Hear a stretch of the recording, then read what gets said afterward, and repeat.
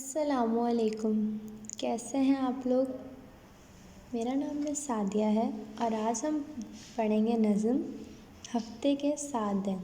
تو چلیں میرے ساتھ دہرائیں۔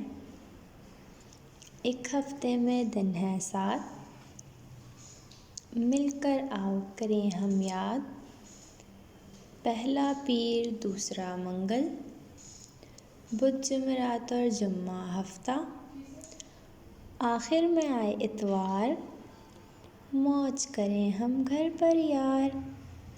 چلیں دوبارہ پڑھتے ہیں۔ ایک ہفتے میں دن ہے 7، مل کر آؤ کریں ہم یاد، پہلا پیر دوسرا منگل، بدھ جمعرات اور جمعہ ہفتہ، آخر میں آئے اتوار، موج کریں ہم گھر پر یار۔